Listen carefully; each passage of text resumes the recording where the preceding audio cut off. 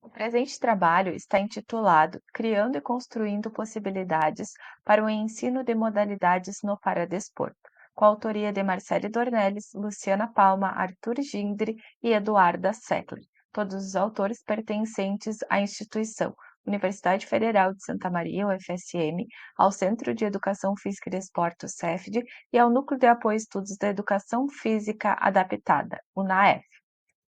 A prática esportiva no paradesporto é de suma importância para a melhoria de aspectos físicos, cognitivos, sociais e emocionais. Porém, podem surgir barreiras referentes à utilização de materiais para a prática. Na sua maioria, são materiais prontos e oficiais que ocupam funções específicas, mantendo-se uma lógica fechada de ensino, descontextualizando possibilidades de novas práticas. O programa Segundo Tempo ST para Desporto FSM, ele potencializou através de conteúdos a possibilidade da construção de materiais adaptados para serem utilizados no desenvolvimento esportivo para pessoas com deficiência, participantes do programa em duas instituições de ensino em uma cidade do interior do Rio Grande do Sul.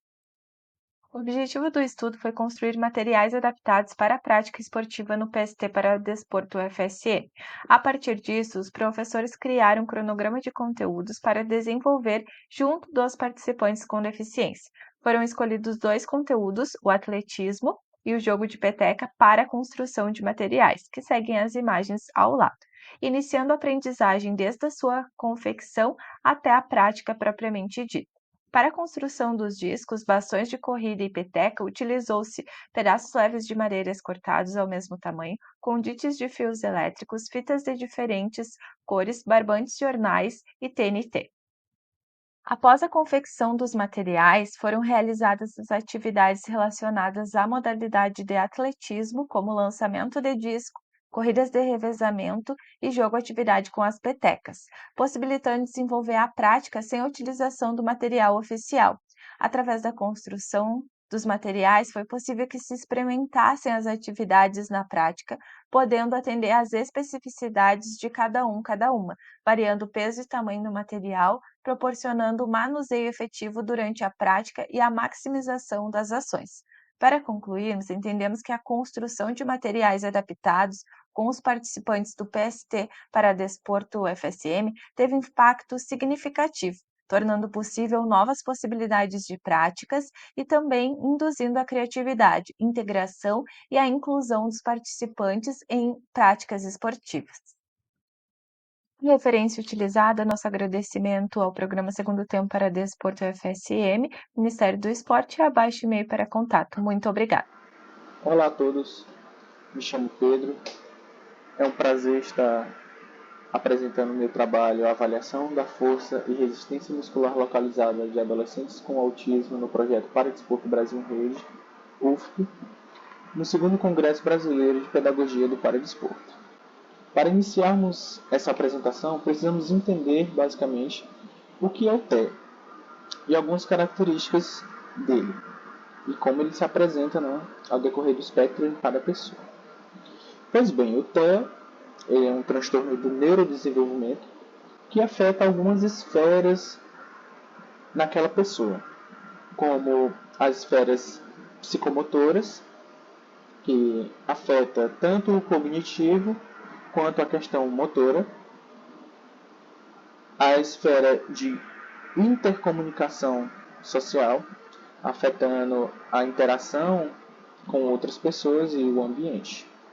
Ele é dividido também e classificado em 3 níveis de suporte. O nível 1, no qual o suporte é mínimo. O nível 2, onde já há necessidade de um suporte um pouco mais presente. E o nível 3, onde há uma grande necessidade de suporte. A atividade física entra nesse quesito como uma ferramenta, uma importante ferramenta no processo de desenvolvimento dessas pessoas, ajudando a gerar mais autonomia para a vida delas. Os objetivos foi avaliar a força e a resistência muscular localizada de adolescentes com TEA que participam do projeto de extensão em Teresina.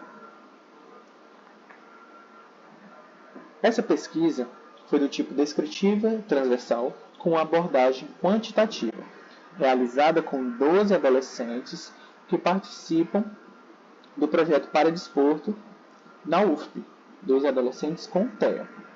Os parâmetros avaliados foram resistência muscular localizada, com o teste de abdominal, flexão de braço. Todos os testes foram de acordo com o ProESB e a classificação pelas tabelas de Pollock e o Wilmore.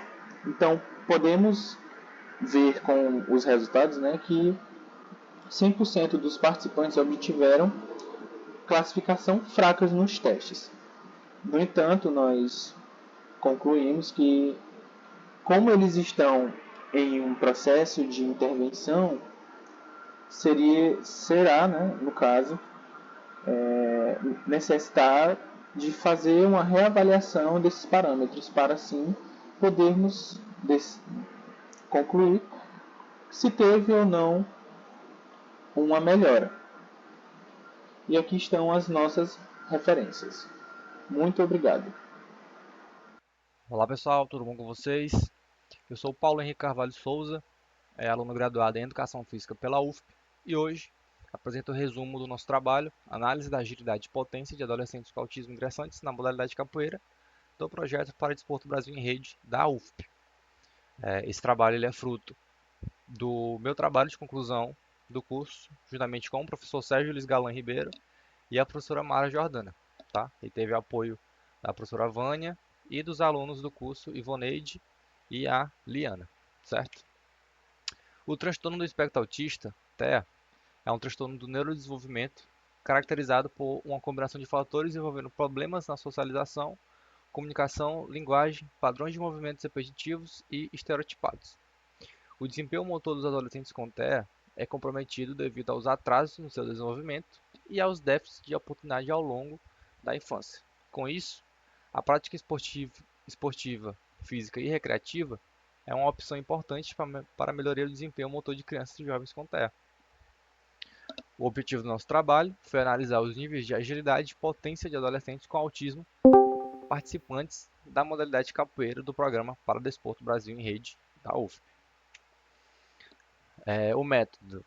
A pesquisa ela foi do tipo descritivo, transversal, com abordagem quantitativa. A gente obteve a amostra de 6 adolescentes com TEA que ingressaram no nosso programa, de ambos os sexos. Os níveis de suporte variou de 1 ao 2, com idade de 13 a 17 anos. E cabe ressaltar que no projeto, ao todo, consta com 18 adolescentes com TEA inscritos. Da nossa amostra, né, a gente pode ver que 83% é do sexo masculino. O nível do TEA deu 50% para cada, 3 do nível 1 e 3 do nível 2. E comorbidades associadas ao TEA, mais de 80% tem alguma comorbidade associada ao TEA. E outro fator importante é que mais da metade dos nossos alunos realiza atividade física fora do projeto. E aí na tabela 2 eu trago o resultado do desempenho do teste de salto horizontal, que é o teste de potência. Ele mostra aqui, nessa tabela, ele mostra pra gente que todos os alunos obtiveram resultado fraco, desempenho fraco, né? E vale ressaltar que essa avaliação ela é feita antes deles começarem a prática de capoeira no nosso programa. A tabela 3 mostra o resultado dos testes de agilidade, que também constatou que todos os alunos obtiveram resultado fraco, desempenho fraco. Uma coisa que cabe salientar é que essas tabelas de classificação elas são baseadas no manual de teste do ProESP. E essas são as referências do nosso trabalho. Espero que vocês tenham gostado. E é isso. Olá, me chamo Maria Luz Oliveira e sou estudante de Educação Física pela Universidade de Brasília. E o trabalho é intitulado Tênis de Mesa para Tetraplégicos, da Iniciação ao Jogo, uma proposta de ensino, foi desenvolvido juntamente com o professor Rodrigo Rodrigues, da Rede Sara de Hospitais de Reabilitação. Então, tênis de mesa para tetraplégicos como esporte adaptado proporciona inúmeros benefícios voltados à reabilitação, tendo como destaque a promoção da funcionalidade, visto as habilidades estimuladas por meio dos exercícios, que trabalham o equilíbrio de tronco e mobilidade. Então, essa preparação visa fornecer segurança e confiança aos participantes, fazendo com que eles desenvolvam habilidades que possam ser transferidas para outras áreas da vida diária, como, por exemplo, o manuseio de objetos. Isso contribui para uma maior autonomia e independência, melhorando a qualidade de vida. Então, essa metodologia de ensino visa atender às necessidades individuais de cada jogador, considerando o grau de lesão e as capacidades físicas específicas. Sendo assim, tem como objetivo apresentar uma proposta de ensino-aprendizagem.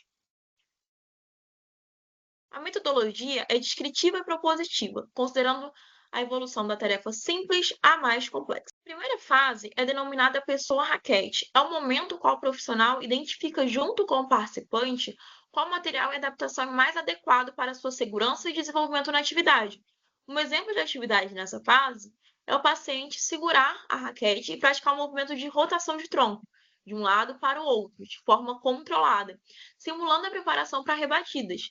Então, terão dois cones posicionados acima da mesa, um do lado direito e outro do lado esquerdo, e o aluno deverá encostar no cone, realizando o movimento de backhand e forehand, com 10 repetições de cada lado e com intervalos de descanso.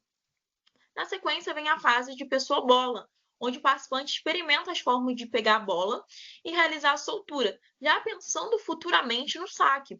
Então, serão posicionados chapéus chinês em diferentes pontos da mesa e o aluno deverá segurar ou apoiar a bolinha na mão e soltá-la dentro dos chapéus. Em seguida, inicia-se a fase pessoa-raquete-bola, momento que conjuga os exercícios com os dois materiais e entende-se a raquete como uma extensão do corpo e a bola o equilíbrio de suas habilidades. E por fim, pessoa, raquete, bola, pessoa, que inclui o adversário no jogo.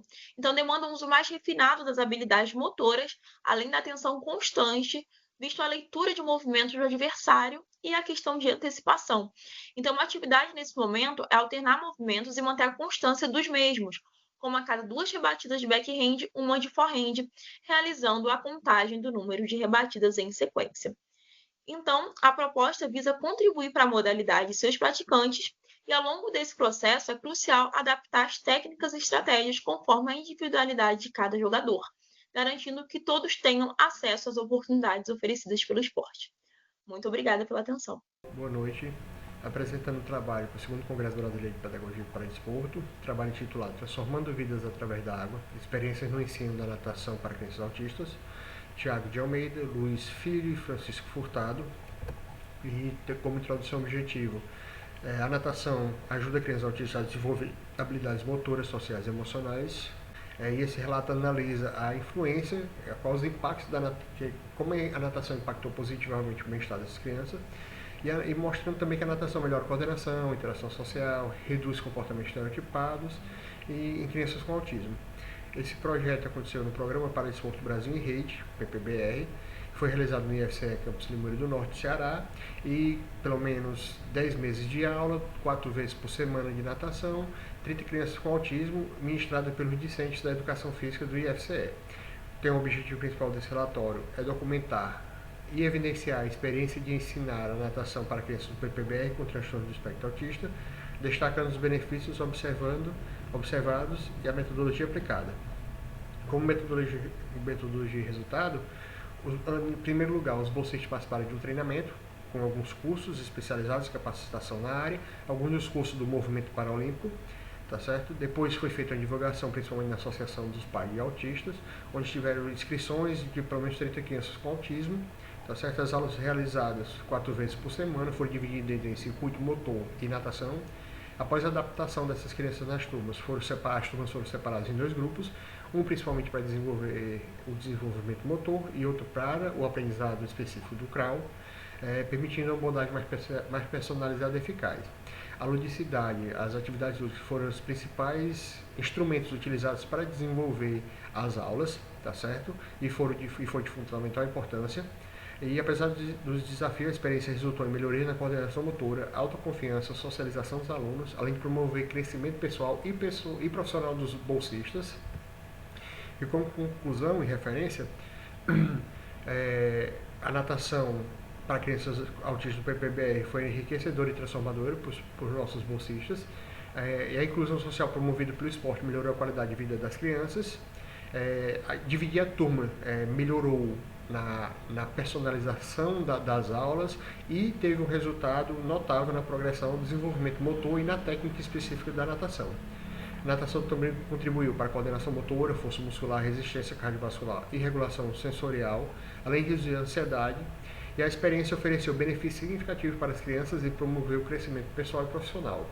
Essas são nossas referências e queremos agradecer ao PPBR, Programa para Desporto Brasil em Rede, pela oportunidade, à Secretaria Nacional de Paradesporto e ao Ministério do Esporte pela oportunidade e pelo projeto.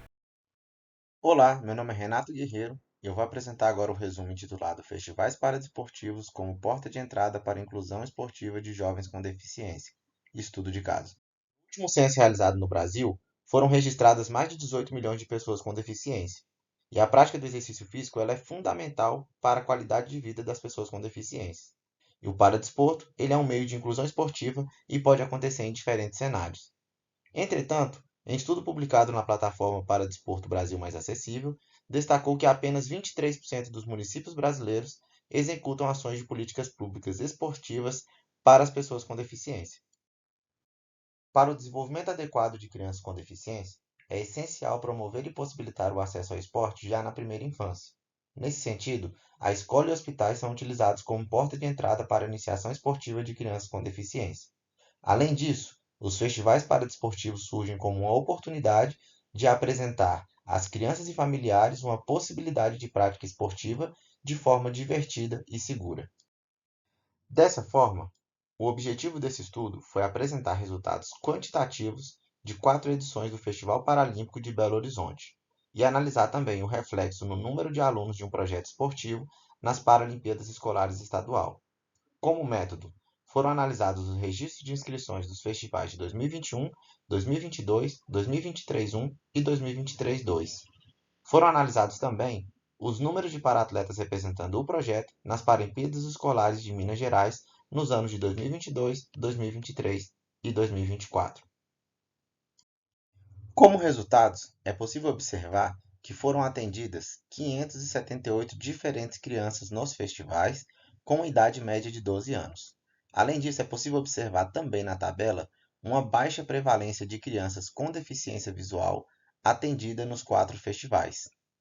Como impacto, através do festival, algumas crianças foram convidadas a participar do projeto de iniciação paradesportiva, o que resultou no aumento no número de participantes do projeto inscrito nos Jogos Paralímpicos de Minas Gerais, sendo 19 crianças inscritas em 2022, 26 em 2023 e 41 crianças em 2024.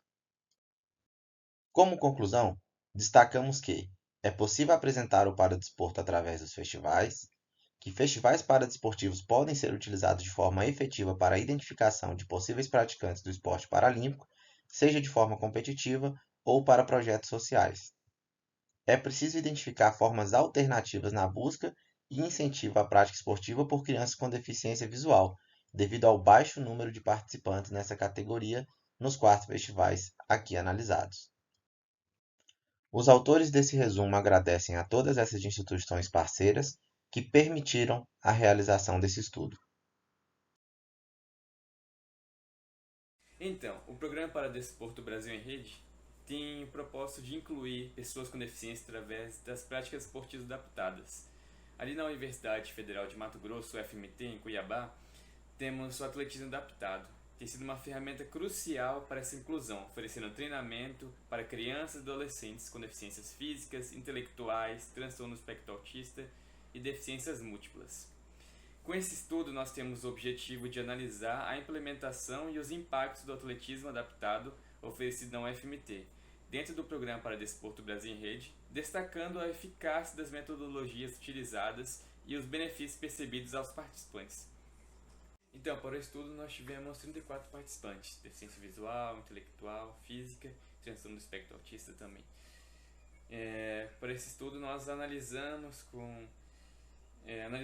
ali os treinos com entrevistas, tanto com os pais responsáveis, tanto com os atletas, e fizemos registros de desempenho também, estatísticas ali, já estavam melhorando, como que eles estavam indo no rendimento deles, analisando assim tanto a iniciação, que são mais com atividades lúdicas para poder aprimorar as habilidades motoras básicas, e até alto rendimento, que eles vão aprimorando tarefas mais especializadas. Então, o programa tem mostrado resultados positivos em 13 meses, é um curto período ainda de atuação, de implementação, mas tem mostrado resultados positivos ali. Tivemos atletas disputando competições regionais, alguns estaduais, alguns nacionais, e tiveram um rendimento muito interessante em relação a esse pouco período que nós tivemos, esse curto período que nós temos de implementação. E é muito interessante como os atletas eles têm aumentado a coordenação motora, a força deles, de acordo com esses treinamentos que temos feito com eles. E além disso, para além desse aspecto físico, eles têm melhorado a autoestima também, têm melhorado a integração deles com outras pessoas, eles têm conseguido interagir mais com outras pessoas, não estão mais isolados, mas podem interagir com outras pessoas. Como resultado tivemos isso, e nas conclusões nós temos que a implementação do atletismo adaptado na UFMT, dentro do programa Paradesporto Brasil em Rede, demonstrou ser uma estratégia eficaz para a inclusão social desse monte de pessoas com deficiência. Ali com os equipamentos adaptados, o lúdico especializado que fazemos, ali com exercícios modificados que fazemos, foi tudo feito de uma forma que garantiu muitos benefícios aos atletas, e nós recebemos muito feedback positivo tanto deles mesmos, dos atletas, como dos responsáveis por eles. E é isso que nós temos do atletismo.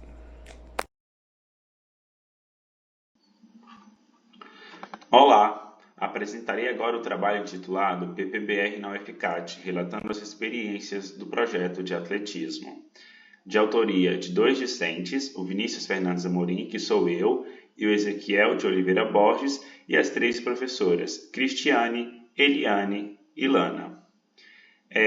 A modalidade escolhida para ser desenvolvida no programa Paradesporto Brasil em Rede, na Universidade Federal de Catalão, foi o atletismo, visando promover, apoiar e fomentar as ações paradesportivas em suas diferentes manifestações. E o objetivo desse trabalho é relatar as experiências vivenciadas no projeto de atletismo do programa Paradesporto Brasil em Rede, o FCAT.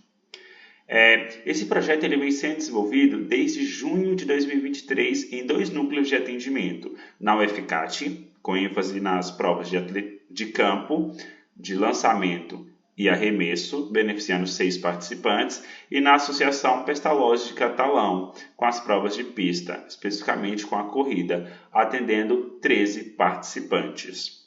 E apenas um desses 19 participantes já é atleta e que possui um desempenho significativo nas Paralimpíadas Escolares. Os outros eles se encontram em diferentes etapas do desenvolvimento esportivo, como o letramento motor, o brincar e aprender e o aprender e treinar. As principais dificuldades encontradas no núcleo da UFCAT justifica a escolha das provas realizadas, que foi a partir da infraestrutura da pista e a falta de implementos especializados, como a cadeira de rodas e a pedra. E aí os principais ajustes pedagógicos que foram necessários a serem realizados foi a utilização, por exemplo, de uma cadeira de escritório para a realização das atividades de arremesso e lançamento, e a presença de um intérprete de Libras para facilitar a comunicação,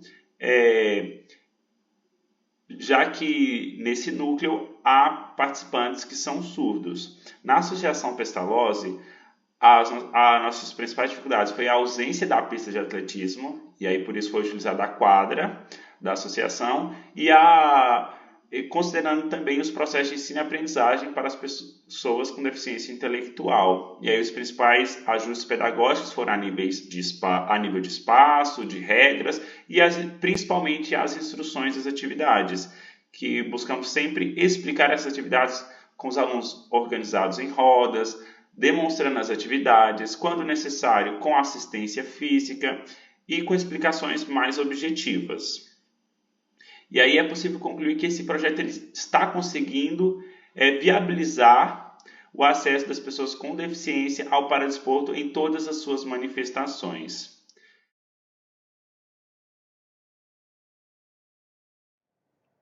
Olá, tudo bem? Eu sou Márcio G. Tirana Mota, irei apresentar o trabalho Análise da Fadiga Neuromuscular em diferentes métodos de treinamento no Powerlift Paralímpico, um estudo piloto. Eu e meus colaboradores somos da Universidade Federal de Sergipe e também da Universidade Tiradentes, também aqui em Sergipe. O Powerlift Paralímpico ele é um esporte dependente da força máxima, então os atletas eles passam por diversos métodos de treinamento e se faz importante os técnicos e esses mesmos atletas entenderem as diferentes formas como que o corpo reage a essas metodologias de treinamento.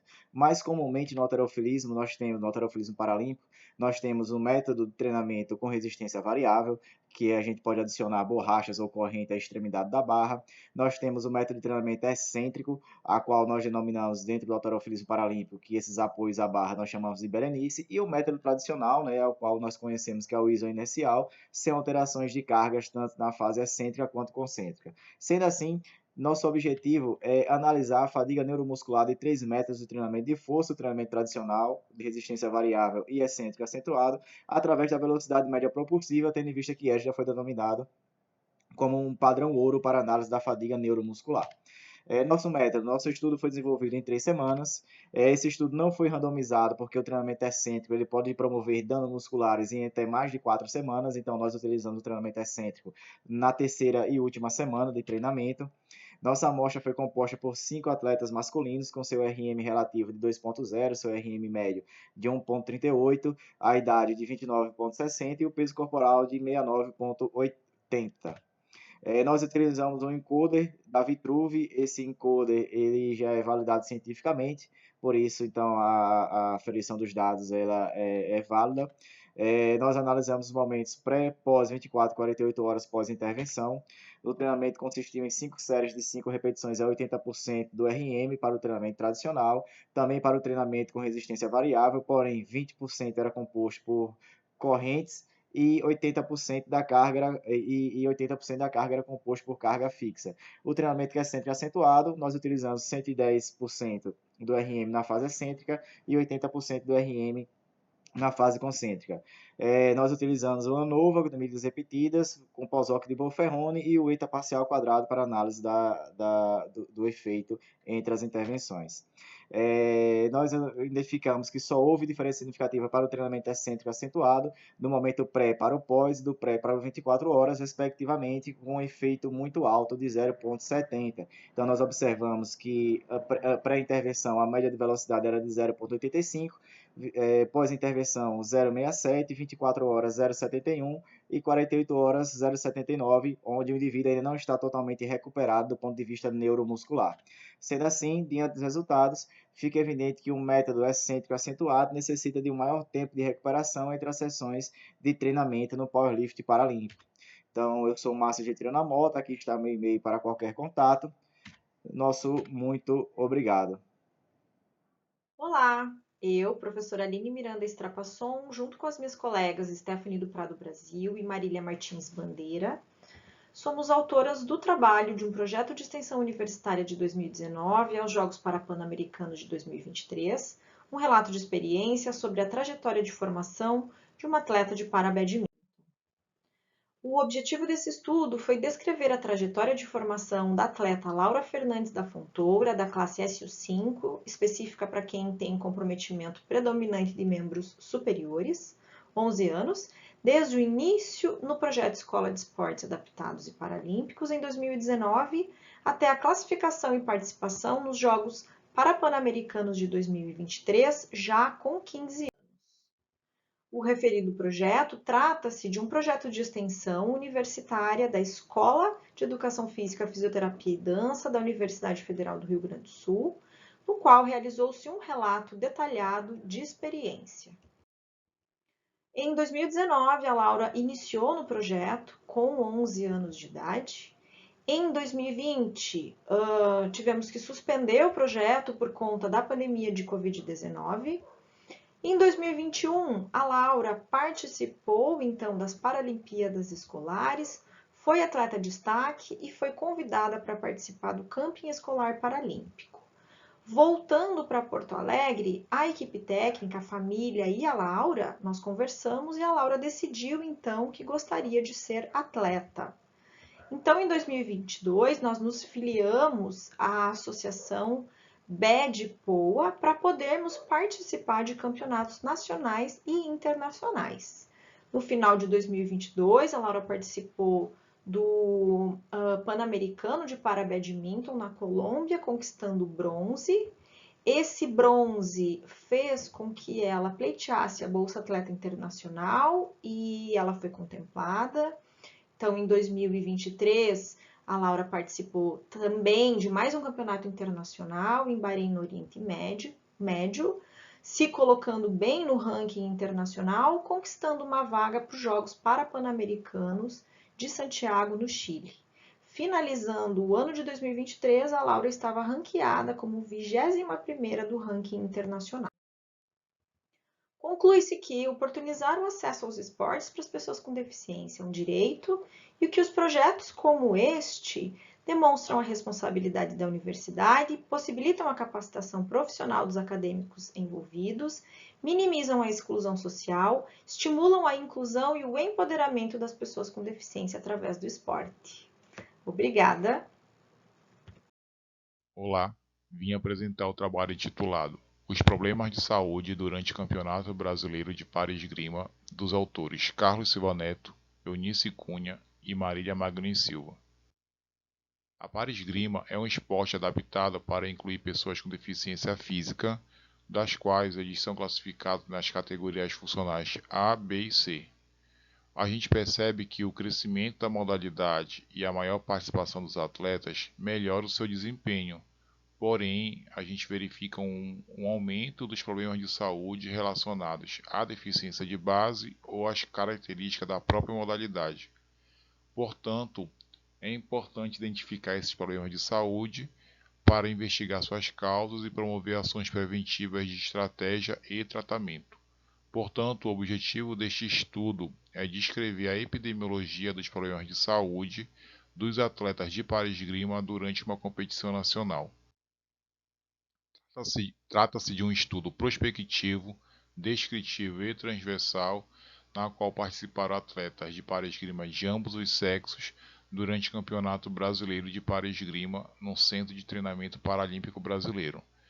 Para a coleta de dados, utilizou-se o questionário de protocolo de lesão esportiva no esporte paralímpico para coletar dados sociodemográficos e os problemas de saúde foram coletados diretamente no departamento médico ao longo da competição.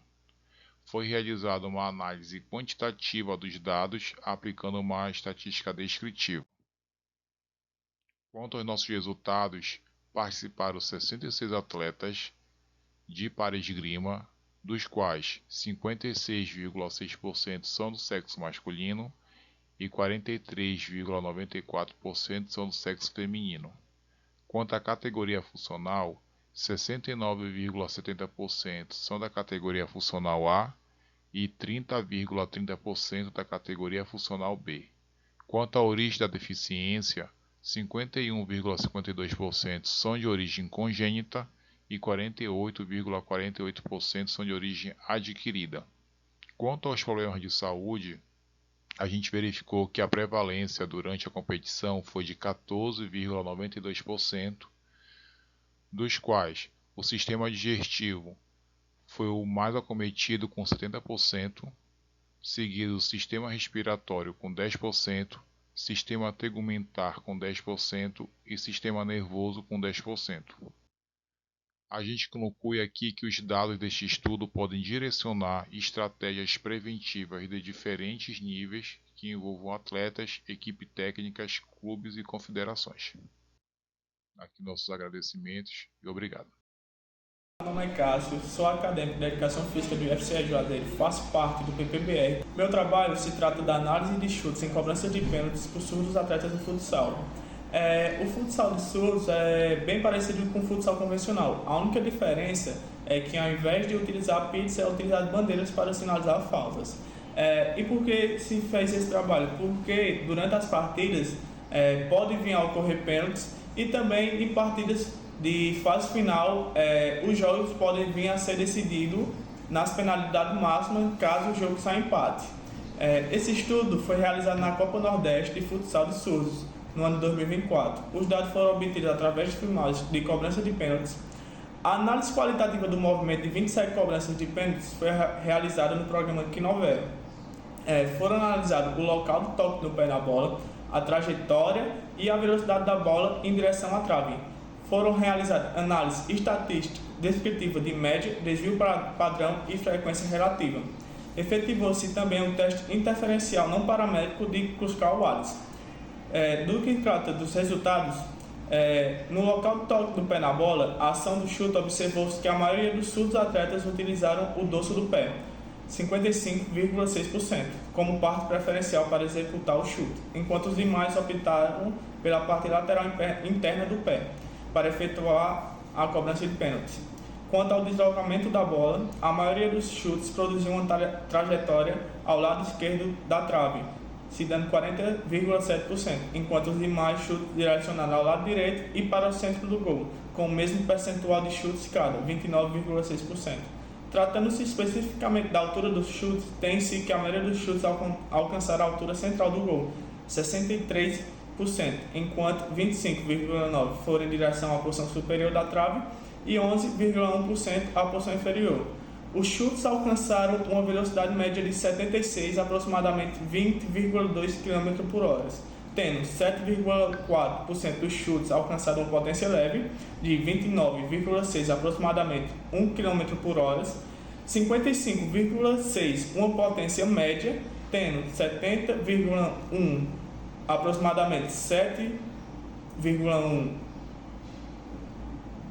km por hora e 37% uma potência elevada, tendo 94,2 aproximadamente 14 km por hora. Não foram encontradas diferenças significantes entre a velocidade da bola e a trajetória da bola.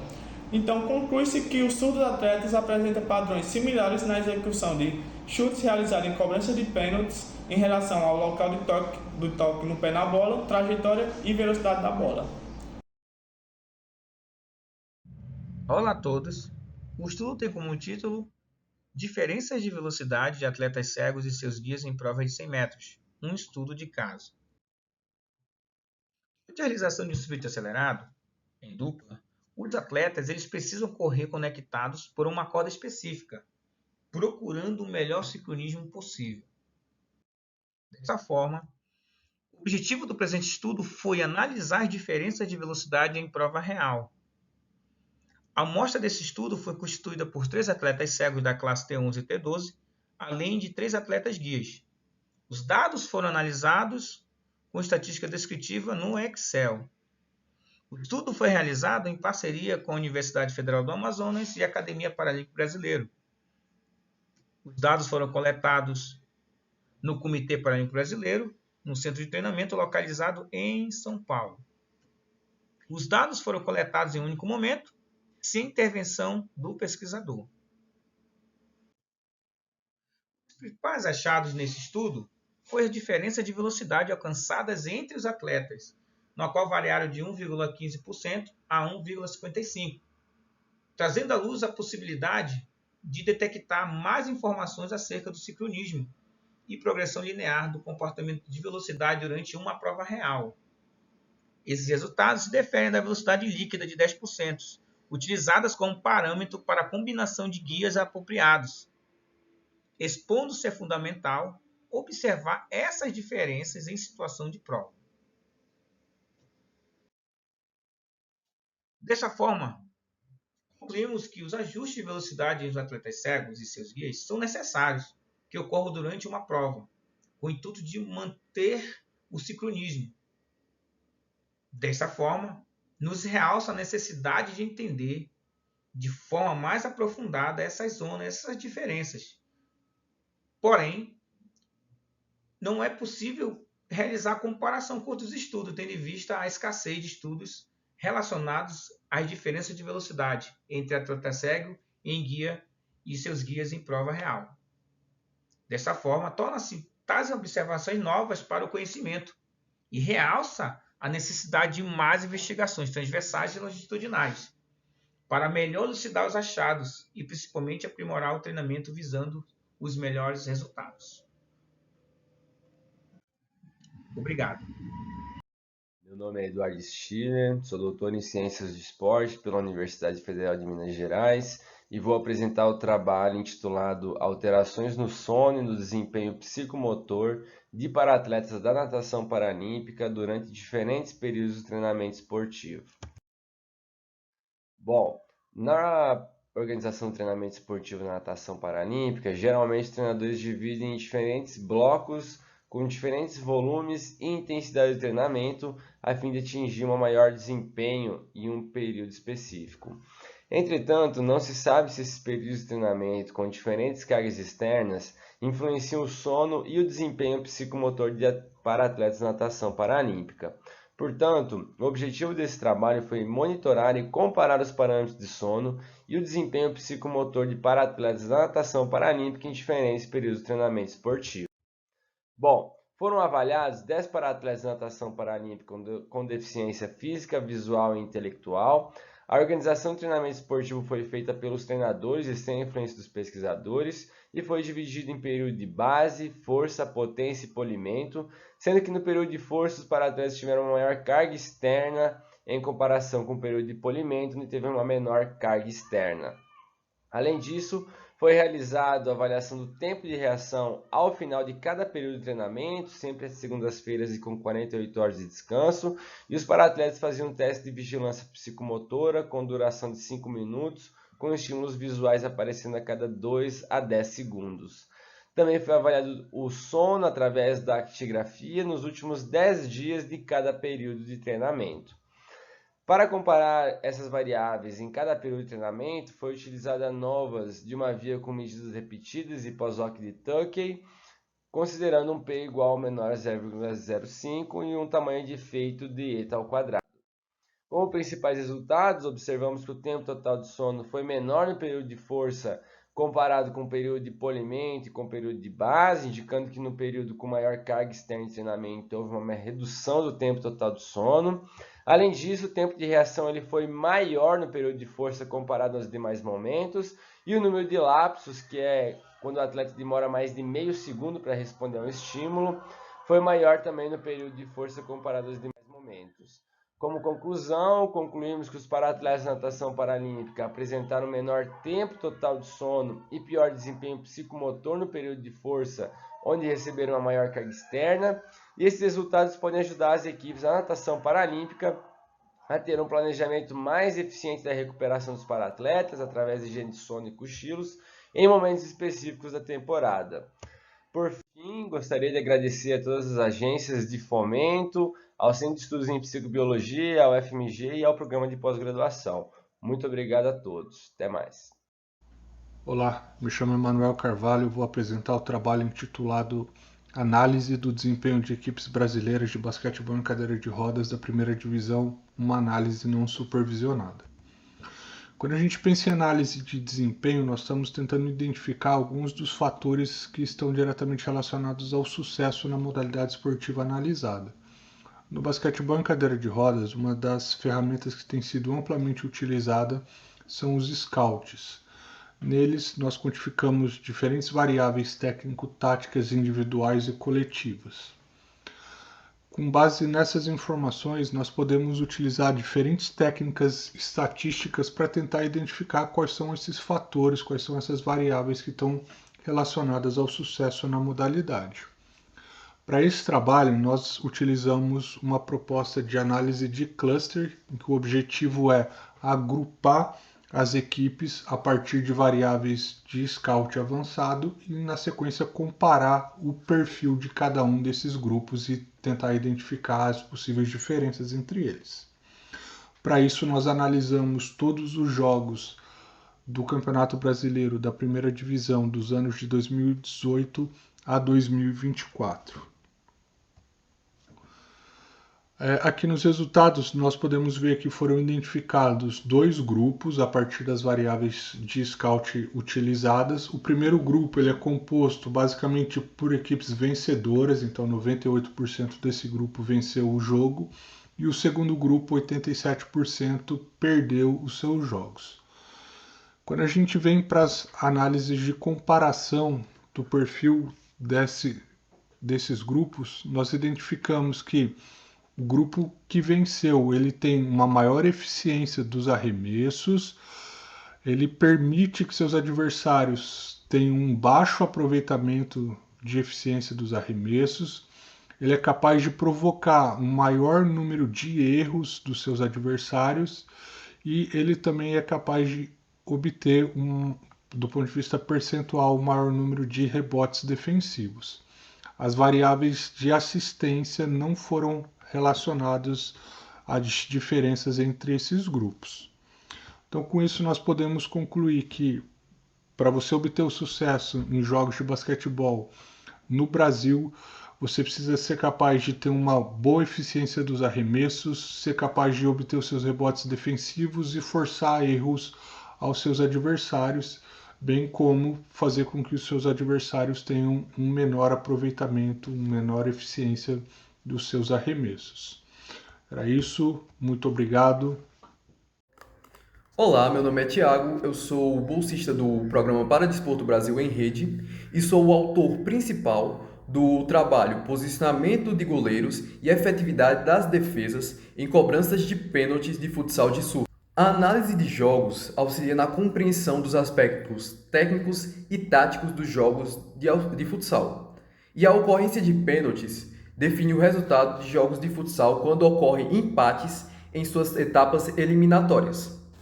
O objetivo do trabalho foi analisar o posicionamento de goleiros e a efetividade das defesas em cobranças de pênalti de futsal de surdos. Os materiais e métodos utilizados. Foi feita uma pesquisa observacional realizada na Copa do Nordeste de Futsal de Surdos de 2024. A partir de filmagens de partidas, foram efetivadas análises qualitativas de 27 pênaltis, que ocorreram durante a fase das quartas de finais e das semifinais. Para realizar essas análises, foi utilizado o programa Quinovera, versão 0.8.15, e as variáveis analisadas foram a área da trave em que ocorreu a defesa, a parte do corpo que o goleiro utilizou para defender e o resultado das cobranças. Os dados eles foram tabulados e submetidos a uma análise estatística descritiva de frequência relativa. Além disso, efetivou-se também os testes inferenciais não paramétricos de Friedman. Os resultados mostraram que 63,0% das cobranças de pênalti foram convertidos, enquanto 11,1% foram chutados para fora e 25,9% foram defendidos pelos goleiros. Desses 25,9%, 11,1% os goleiros defenderam com as mãos e 14,8% eles defenderam com outra parte do corpo. Nessas defesas efetivas, foi constatado que 71,4% os goleiros estavam posicionados no centro do gol, enquanto 28,6% eles saltaram para o lado esquerdo da trave. A associação entre a trajetória da bola em direção ao gol e a efetividade das cobranças de pênalti utilizou o teste de Friedman, na qual resultou em P igual a 0,012. Conclui-se que a tomada de decisão dos goleiros quanto ao seu posicionamento e a trajetória das bolas em direção ao gol contribuiu para a efetividade das defesas em pênaltis de futsal de surdos.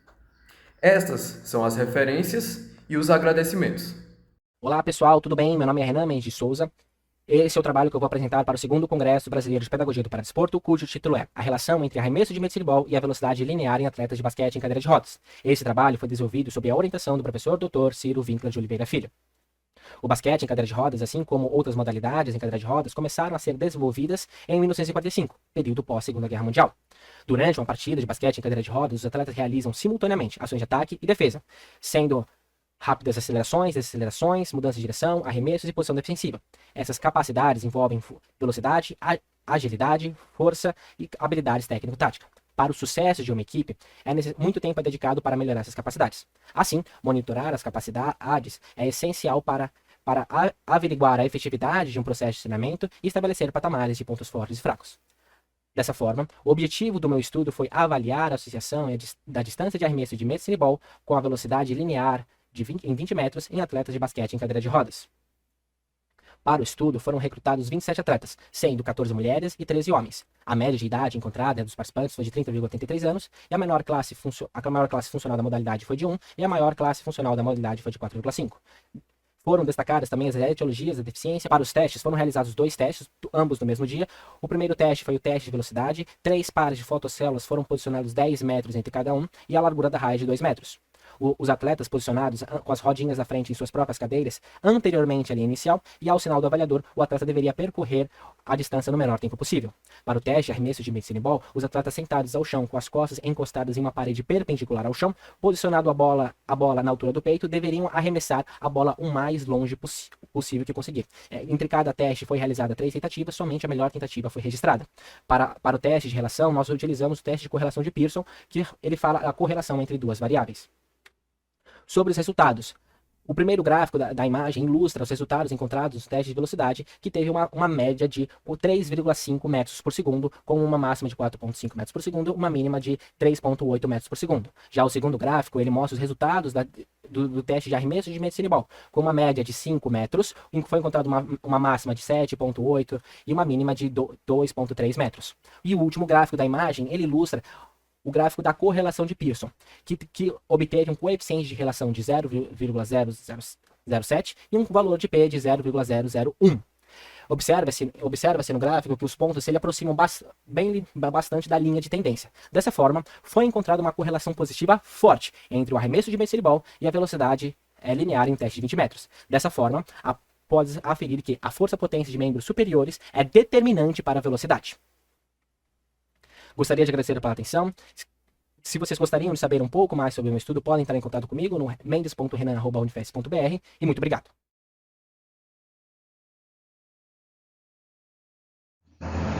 Olá, espero que estejam todos bem. Me chamo Bruna Lopes de Alcântara e sou concluinte do curso de Educação Física da Universidade Federal do Pará. E atualmente sou bolsista pelo programa Paradesporto Brasil em Rede do Ministério do Esporte, através do programa UFPA Paralímpica.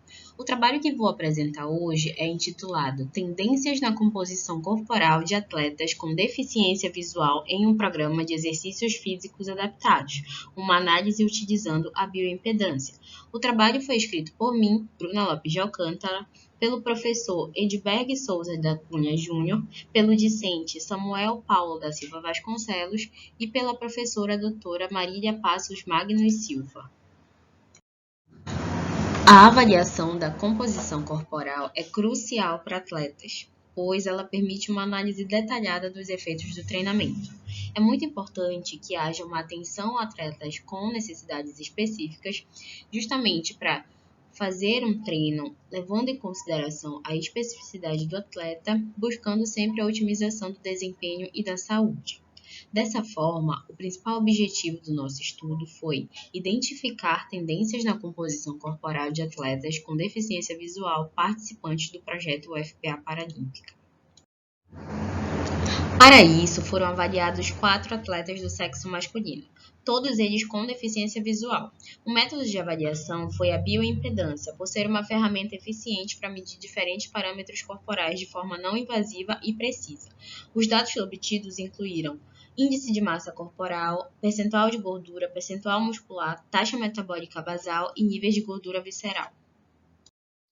A partir da análise dos dados, obteve-se a média da idade cronológica dos atletas de 38,75 anos, enquanto a idade corporal foi de 52,75 anos. Isso indica um possível envelhecimento metabólico ou físico em relação à idade real. Já as médias de peso e altura, bem como o IMC, constataram e indicaram sobrepeso entre os participantes, bem como os percentuais de gordura, massa muscular e metabolismo, que refletiram os altos índices de gordura interna. Logo, os resultados revelam variações significativas na composição corporal entre os atletas. Isso evidencia o impacto do estilo de vida e os hábitos de treino. Além disso, a pesquisa destaca a importância e a necessidade do acesso a programas de exercícios físicos, levando sempre em consideração as particularidades de cada atleta com deficiência visual. Esses programas podem melhorar a qualidade de vida, aumentar a eficiência dos treinamentos e atender melhor às necessidades específicas desses atletas. Agradeço a todos pela atenção e não esqueçam, movimento é vida, movimente-se. Obrigada. Olá, meu nome é Alana e eu irei apresentar sobre o teste de velocidade com deficientes visuais e eu estou afiliada à Universidade Estadual de Roraima. Mustra e Almeida 2005 conceituam a deficiência visual como uma perda parcial ou total da capacidade visual. Sendo assim, dentro dessas várias possibilidades de atividade física, a gente tem a modalidade de goalball, FREC 2021. O objetivo da nossa pesquisa é fazer testes de velocidades com atletas paralímpicos da modalidade de goalball. Todos eles estão atrelados ao Programa Institucional de Extensão de Atividade Física e Esportiva para Pessoa com Deficiência, que é oferecido pela Universidade Estadual de Roraima. No material e método, utilizamos o teste de velocidade, que é proposto pelo protocolo de Diel, 2013. Participaram da nossa pesquisa 11 atletas praticantes de goalball, com a idade entre 22 a 47 anos, 5 do gênero feminino e 6 do gênero masculino, e a gente utilizou uma área de 20 metros e uma corda de 30 metros. Com os resultados, a gente teve uma média de desvio padrão. A média de velocidade do grupo feminino foi de 8,82, mais ou menos, 5,06, e no masculino 5,21, mais ou menos 1,13.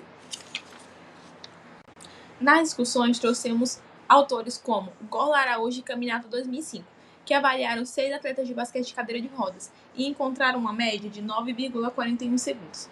Com a mesma pesquisa de velocidade, a pesquisa de Trepp et al. 2014 mostrou que um grupo de atletas de goalball do grupo masculino teve uma média de 6,69 e o feminino 8,01 segundos.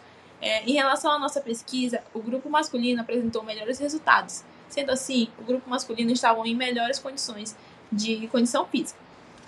Com a conclusão da nossa pesquisa, obtivemos o aprimoramento da capacidade física desses indivíduos, buscamos o desenvolvimento do programa de treinamento personalizado para cada indivíduo, diferentes faixas etárias, idade, e assim fazer a adaptação necessária para cada indivíduo para atender às suas necessidades específicas e melhor condição no treinamento para eles. Essas foram as referências utilizadas. Muito obrigada e até. Olá, meu nome é Rebeca da Conceição Neiva e tenho como orientador o professor Rafael Lima Con e nós somos da Universidade Federal da Bahia.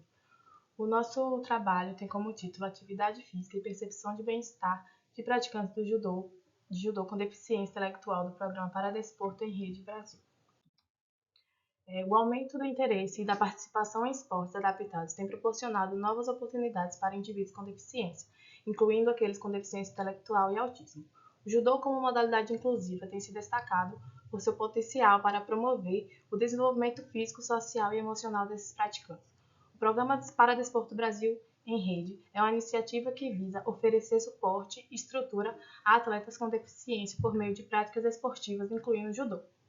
O objetivo do trabalho busca analisar como a participação do judô influencia esses aspectos em indivíduos com necessidades especiais, investigando a relação entre a frequência e intensidade das atividades físicas e percepção geral de bem-estar dos participantes com deficiência intelectual.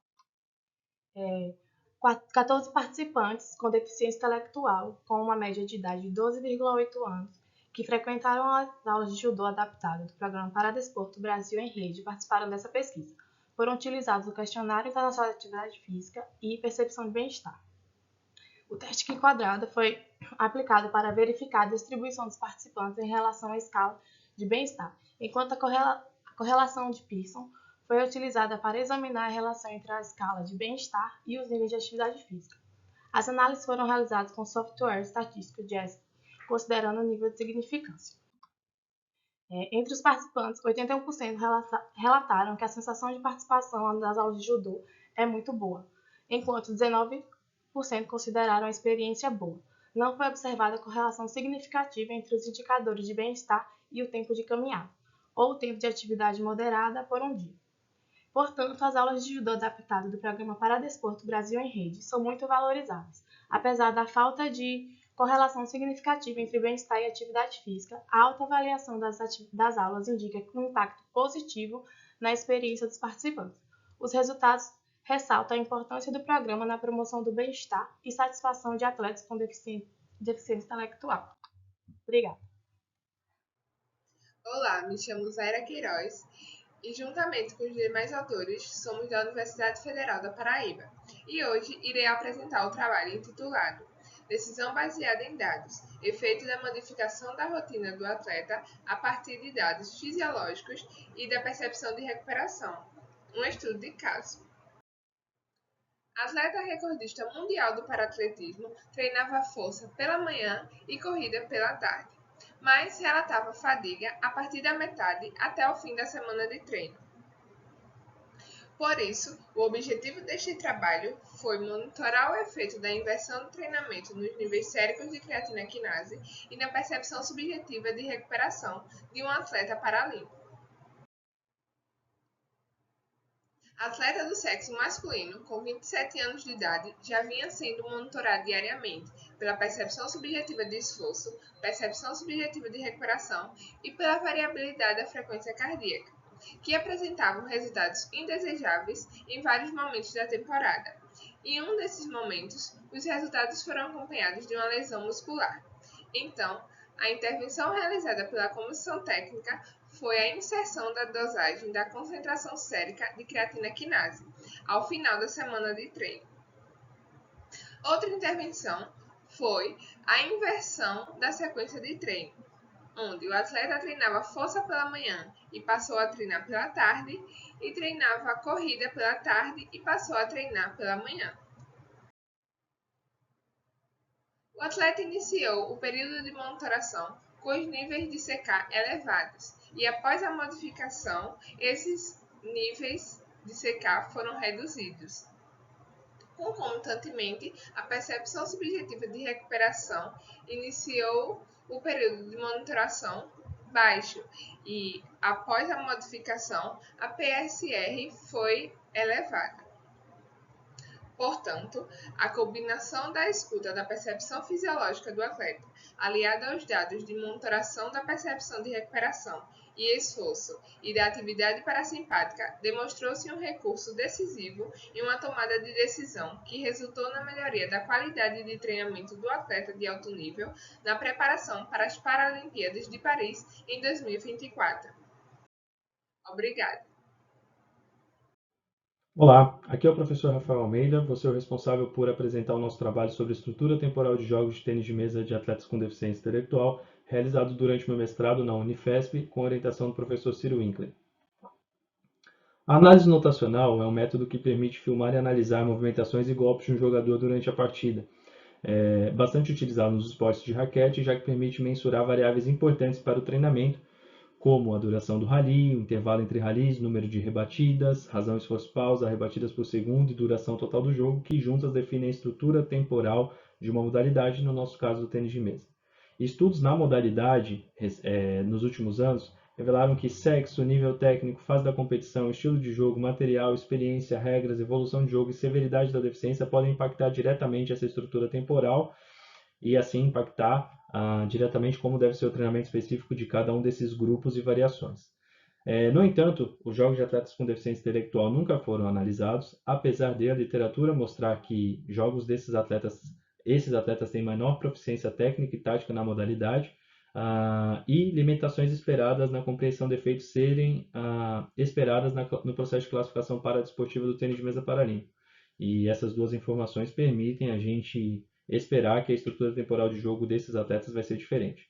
Por isso, nosso objetivo foi avaliar essa estrutura temporal em jogos de mesa tenistas com deficiência intelectual da classe 11 do tênis de mesa paralímpico, analisando diferenças entre os sexos. Nós selecionamos 14 jogos, 7 do masculino e 7 do feminino, do Campeonato Mundial 2018, apenas das fases finais, quartas, semis e finais, e esses jogos foram analisados utilizando o software Dartfish. As análises foram feitas por um único avaliador com experiência internacional na modalidade, no caso eu, pesquisador principal nesse estudo, e depois os dados foram utilizados para fazer as comparações entre sexos utilizando os testes Mann-Whitney e teste T com P005. Os resultados, que são pioneiros na literatura, mostraram que nos jogos dos homens, em comparação ao feminino, tiveram mais rebatidas por rally, intervalos maiores e mais rebatidas por segundo. No caso dos resultados de rebatidas por rally, representa maior volume de troca de bola, e nas rebatidas por segundo, representa uma maior intensidade nessa disputa.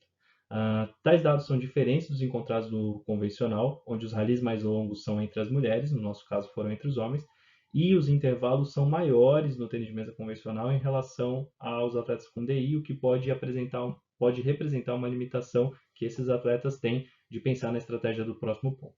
Todos esses dados permitem uma prescrição adequada do treinamento para atletas com DI, respeitando suas características e as diferenças entre os sexos. Aqui estão as principais referências. Muito obrigado por ter acompanhado meu trabalho. Meu contato está aqui e até a próxima. Olá, meu nome é Isadora Grade e eu sou aluna do Programa de Pós-Graduação em Ciências do Esporte da Universidade Federal de Minas Gerais. Irei apresentar hoje o resumo intitulado Diferenças de Gênero nos Comportamentos e Conhecimentos sobre o Sono de Atletas Paralímpicos. O sono é um componente extremamente importante de um programa de treinamento esportivo, pois pode atuar na otimização do desempenho dos atletas, bem como na recuperação física e psicológica.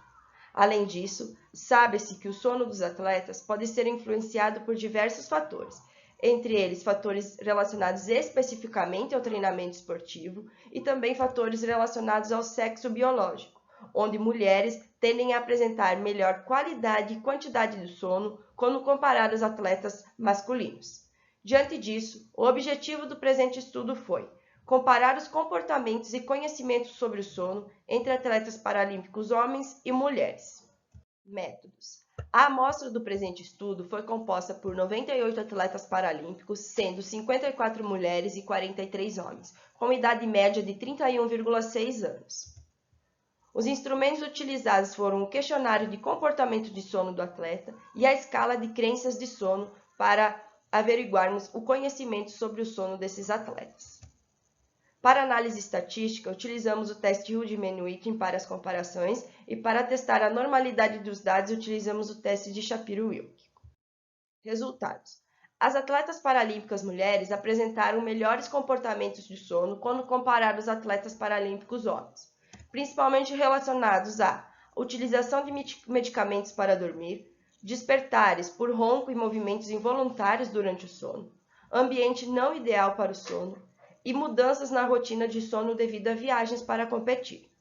Além disso, os atletas do sexo masculino apresentaram maior frequência de longos cochilos durante o dia, maior ingestão de álcool, maior sede ao se deitar, maior utilização de tecnologias que emitem luz enquanto estão na cama para dormir e maior frequência de pensamentos repetitivos enquanto estão na cama.